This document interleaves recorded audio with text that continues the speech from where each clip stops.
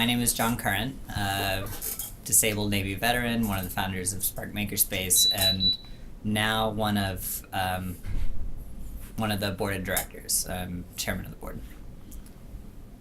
Casey Moran, Director of Operations. So Spark Makerspace opened to the public in June of 2016. Before that, we had about a year and a half of various planning meetings, and we were in our building for 6 months before we were able to open. And throughout that time, we had a lot of community support and volunteers, and making was happening before we were open. In our previous location, we had to build a whole wall from scratch to separate our wood shop from things that don't do well with wood dust. A kitchen.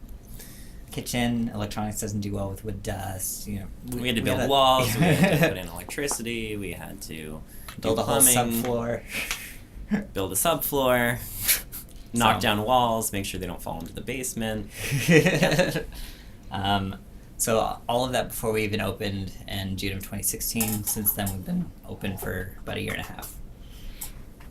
And we most recently moved to our new location about a month. December 2017. Yeah, beginning of December. We moved to a new location, and this building does not have kitchen facilities.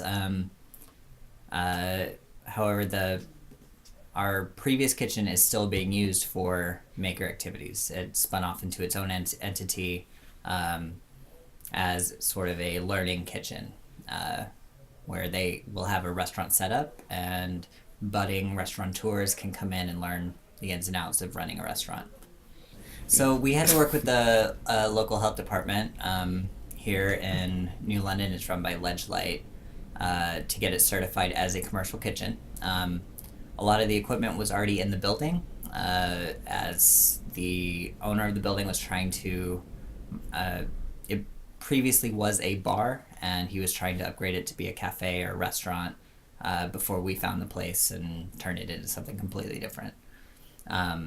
So a lot of the infrastructure was already there. We did have to go through all of the hassle of getting a grease trap set up, and again, working with our local health department to make sure that it was good to go. Get everyone QFO certified as well is a big thing, and we did some classes on site for that. Hard parts would be starting it twice. Having to move everything after you've already been established. There is a lot of big equipment in a makerspace that is not fun to move. I think a very hard thing to figure out was just what the right structure for our community would be. We really wanted it to be member-led and member-driven, and not... It was hard trying to come up with a new structure of leadership so that people were involved and people felt enriched, and people could lead out their workstation and could be involved in different aspects. But at the same time, what does staff do, and what do regular members do, and how much crossover could we have? Yeah. How are we best able to empower our members to take leadership while at the same time not making all of our operations so dependent on a single member that whenever they move or get a job that takes away from their ability to be here, the whole place doesn't fall apart. And through doing that, we started off sort of being a quasi-cooperative, where we were cooperatively organized. However, we were structured as a nonprofit. And over time, we've kind of moved towards being a more traditional nonprofit, but giving members power to lead the actual workstation. So right now we have two major tiers of members. We have regular members who pay $55 a month. There's no specific expectations of them. They have access to the space from 10 a.m. to 10 p.m., 7 days a week. And then the other tier is working members who put in a little bit of volunteer time in addition to a $30 a month membership due. And we don't have specific guidelines as to how much one needs to volunteer to make that happen, but general expectation of a few hours a week regularly. But in our new Spark 2.0, we're still figuring out like structural things, what worked from the past, what didn't, and we're still having those meetings to like figure out, should we have a minimum for working members? Should how should scholarships work? Those sorts of things. So it's kind of a fun to figure out. So that does open up one of the other things. We have offered working memberships for either free or at a steep discount for people who cannot afford even $30 a month. And again, that is something that we are looking at how to best codify moving forward. But up to this point, it's been case by case. And whether that's a form they fill out or how much can you afford, that sort of thing.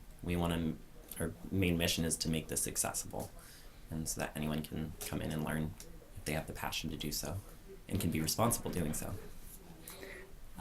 All of our classes to this point have been open to the public. Members usually have a discount on those classes, but that's one of the biggest things. We also have a lot of meetups that are free and open to the public. Mm-hmm. We had a writers group that you didn't have to be a Spark member to join. Our drawing meetup was free and open to the public every Friday night. And a lot of people came in. We got a lot of members from it, but it started as it started and continued as open to the public. Come in, make a donation if you'd like, strongly suggested, just $5, cover materials. Materials. Our electronics nights, I think they missed like 3 in the 2 years that they've been going. All due to snow. Yeah. All due to snow. All very dedicated members that just put them on and invited the public, and we had tons of people coming in, flying drones around that, and checking out the space, and a lot of them became members. It's still open to the public. We have a community print night about once a month where our printmakers put together a small selection of 2 to 3 either linoleum prints that people can come in and learn how to do linoleum block printing or screen printing. Yep. And they can print just random pieces of paper, learn how to do posters or t-shirts or bags, or get them interested, show them how easy it is to make, or at least to start making, show them the basics and really go from there. And we've also done community projects, like working with the Children's Museum, constructing a giant volcano, yarn bombing up and down our main streets of New London. Our fiber artists yarn bombed where they stitched around signposts and telephone poles. And none of those required membership, just finding out when we're meeting either through our website or Facebook and showing up and participating. Well, one of the biggest things is we have a huge focus on the arts. There are many makerspaces who do have art components, including printmaking and metal sculpture through welding, and woodworking has a lot of art components. But our community itself has turned out to be primarily artists, and so through that, a lot of our equipment and a lot of our programming and space has been molded around what our community actually was. Mostly artists with some electronics and some harder woodworking thrown in as well. I think that feeds into the aspect that that is because of the fact that we were so member-led, and it's what we have here that we're going to grow on, what people actually want to do. And I think because our community is a lot of artists, that's why we have a lot of art programming, and we really want, I don't think we're the only makerspace that does it, but so the word unique isn't the best word I'm trying to think of.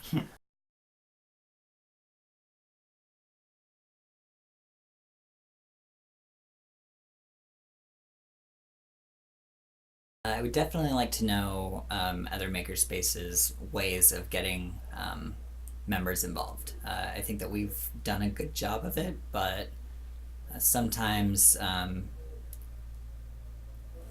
giving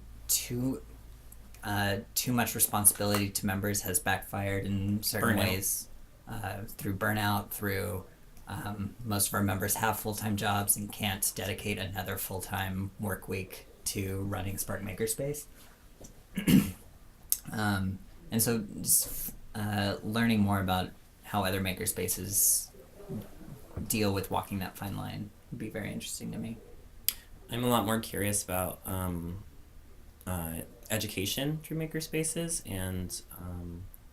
and getting people to sign up for classes. It's been hard having to cancel some classes and classes that people want to take because they've told you. They email you and they're like, "Do you have this class?" And you're like, "Okay, I'm gonna go to the education meeting. Oh, look, we have this class now." No one signed up. Getting people to sign up for classes and some marketing strategies and things like that. But yeah, John, same as John too. Getting people involved the right way. I just want to know how everyone else does it.